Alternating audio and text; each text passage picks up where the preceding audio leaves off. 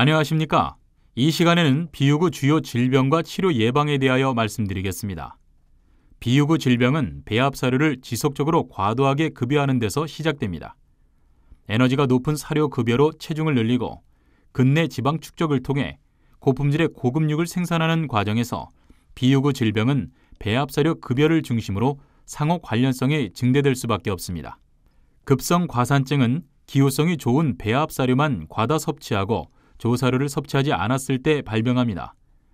배합 사료로 인해 젖산균들이 증식되면서 생성된 젖산 축적으로 반추인의 삼투압이 증가하여 체액이 제1위 내부로 유입됩니다. 이로 인해 생리적인 탈수와 산 염기 균형이 무너져 기립불능과 호흡 곤란으로 이어집니다. 나타나는 현상으로는 제1위액과 혈중의 젖산 농도가 증가하여 산도 저하, 반추인의 삼투압 상승과 미생물 사멸, 제1위의 육모 탈락과 탈수 및 혈액 농축이 진행됩니다.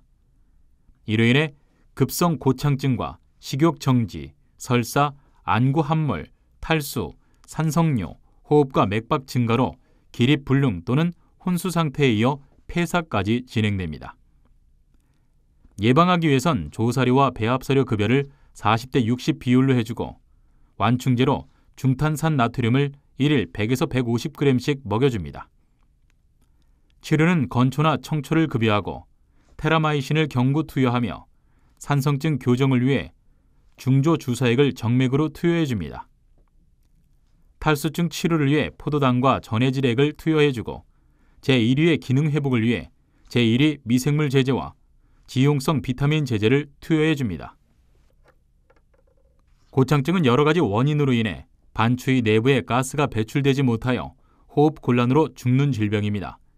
증상은 좌측 복부 팽만으로 시작되어 양측성으로 복부가 팽대되어 호흡 곤란 증상을 보입니다. 예방책으로는 양질의 조사료를 급여해 주는 것이 가장 좋습니다.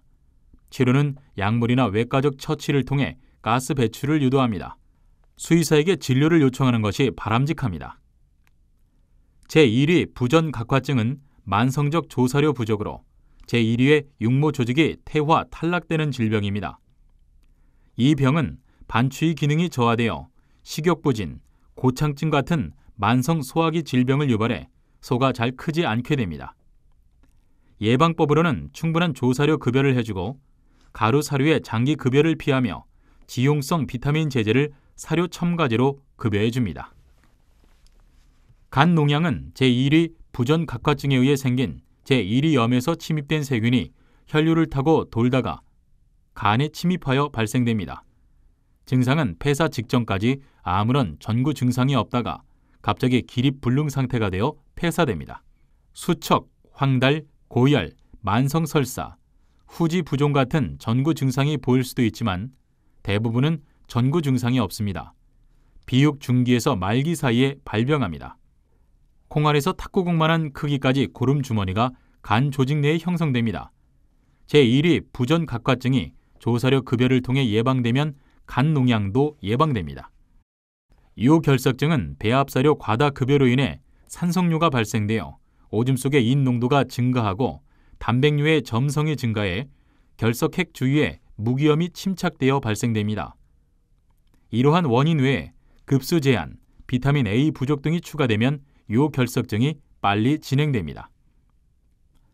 요결석증은 암소보단 수소에서 많이 발생하고 특히 거세 비유구에서 많이 발생하는데 그 이유는 거세로 인해 요도의 굵기와 길이가 비거세우에 비해 현저히 떨어지기 때문입니다.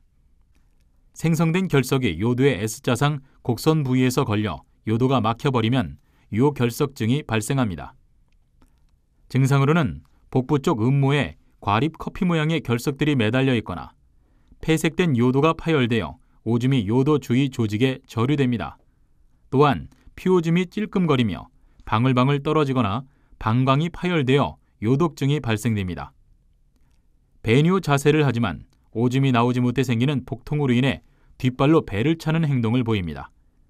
결석은 요도, 방광, 신장에 있고 염증을 유발하기도 합니다. 결석의 모양은 다양한 형태를 보입니다. 예방 방법으로는 조사료 급여율을 높여주고 염화 암모늄을 투여해서 결석 생성을 막고 이미 생긴 결석을 녹여줍니다. 치료는 염화 암모늄을 투여하고 배뇨 곤란 시에는 수의사에게 진료를 요청합니다. 이상으로 비유구 주요 질병과 치료 예방에 대한 강의를 마치겠습니다. 경청해 주셔서 감사합니다.